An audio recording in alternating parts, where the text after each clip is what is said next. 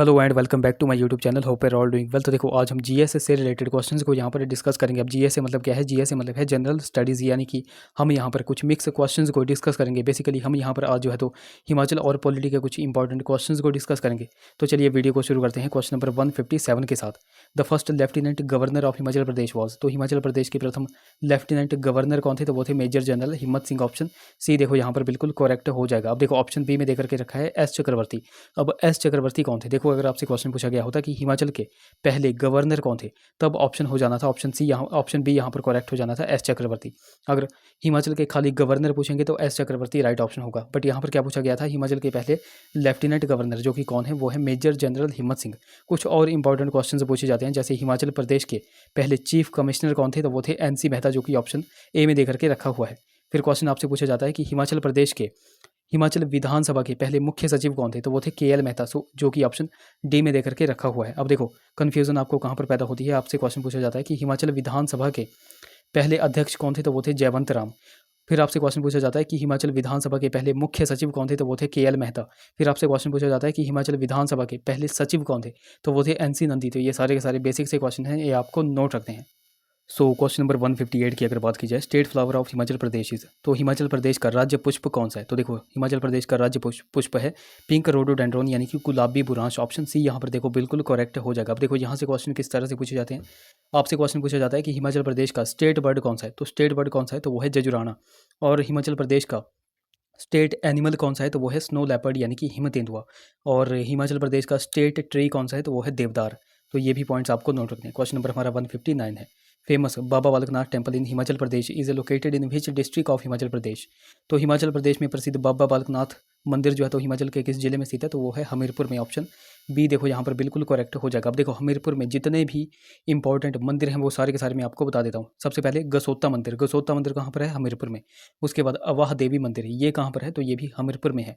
मुरली मनोहर मंदिर, ये भी हमीरपुर में है। नर्वदेश्वर मंदिर भी हमीरपुर में है। उसके बाद एक क्वेश्चन पूछा जा रहा है टौणी देवी मंदिर, ये कहाँ पर है? तो ये भी कहाँ पर है? ये भी हमीरपुर में है। उसके बाद बाबा सिद्ध चानो मंदिर कहाँ पर है? तो बाबा सिद्ध चानो बलि मंदिर कहाँ पर है? तो ये भी हमीरपुर में है। उसके बाद देखो एक और क्वेश्चन पूछा गया था कि शनिदेव का मंदिर पूछा गया था।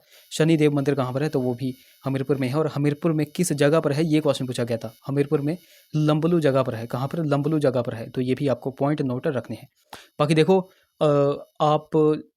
आपके जो एरिया है, एरिया के नज़दीक अगर कोई फेमस टेम्पल है तो आप उसका नाम जो है तो विद डिस्ट्रिक्ट नीचे कमेंट्स कर दो। इससे देखो सभी को बहुत हेल्प हो जाएगी दूसरे डिस्ट्रिक्ट के मंदिर जानने में। ओके, तो आप नीचे कमेंट्स कर दो। अगले क्वेश्चन की बात करें, क्वेश्चन हमारा 160 है। Shilli wildlife sanctuary is located in which district of Himachal Pradesh. तो शिल्ली वन्य जीव अभ्यारण्य हिमाचल के किस जिले में स्थित है? अब देखो आपसे क्वेश्चन किस तरह से पूछा जाता है। आपसे क्वेश्चन पूछा जाता है कि हिमाचल प्रदेश का सबसे बड़ा वाइल्ड लाइफ सेंचुरी कौन सी है? सबसे बड़ी वाइल्ड लाइफ सेंचुरी कौन सी है? तो वो है किब्बर, जो कि कहाँ पर है? लाहौल स्पीति में। फिर आपसे दूसरा क्वेश्चन पूछा जाता है कि हिमाचल प्रदेश की सबसे छोटी वाइल्ड लाइफ सेंचुरी कौन सी है? तो वो है शिल्ली, जो कि कहाँ पर है? सोलन में। यही आपसे क्वेश्चन पूछा गया था।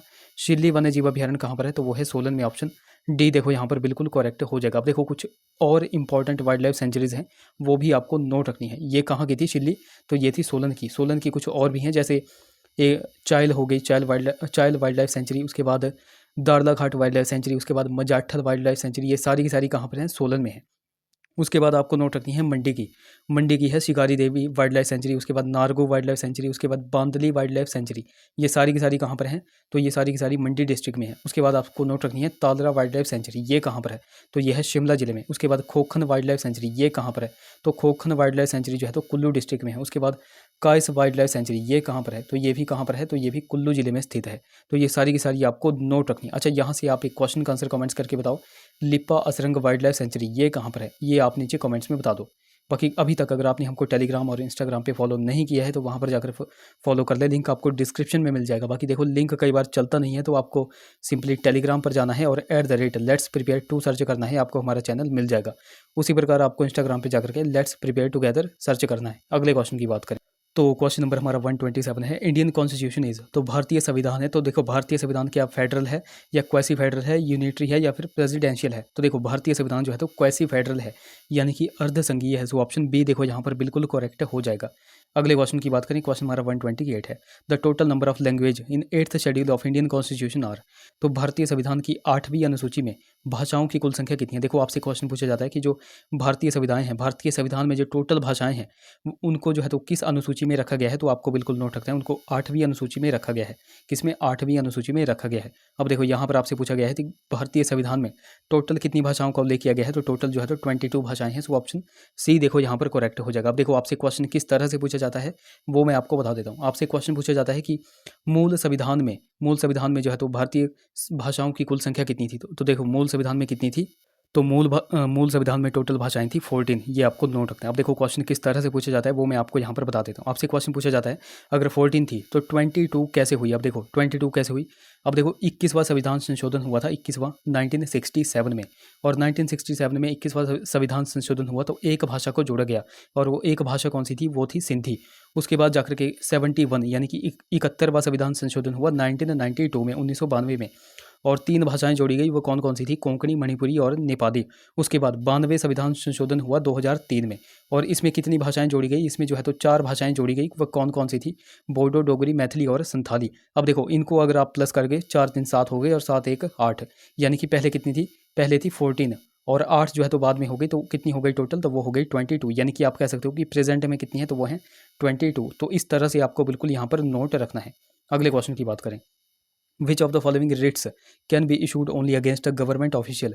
तो निम्न में से कौन सा आदेश जो है तो सरकारी अधिकारी के खिलाफ ही जारी किया जाता है, तो वो है मैंडेमस। ऑप्शन बी देखो यहाँ पर बिल्कुल करेक्ट हो जाएगा, परमादेश। अब देखो यहाँ पर किसकी बात की गई है, यानी यहाँ पर रिट्स की बात की गई है। अब देखो भारतीय संविधान में टोटल कितनी रिट्स का उल्लेख किया गया है, तो टोटल जो है तो 5 रिट्स का उल्लेख किया गया है, और इन 5 रिट्स का उल्लेख भारतीय संविधान के किस आर्टिकल में किया गया है, तो आर्टिकल 32 आपको नोट रखना है, संवैधानिक उपचारों का अधिकार। आर्टिकल 32 में जो है तो 5 रिट्स का उल्लेख किया गया है। अब वो 5 रिट्स कौन कौन सी हैं? अब देखो ऑप्शन ए में देकर के रखा है हैबियस कॉर्पस।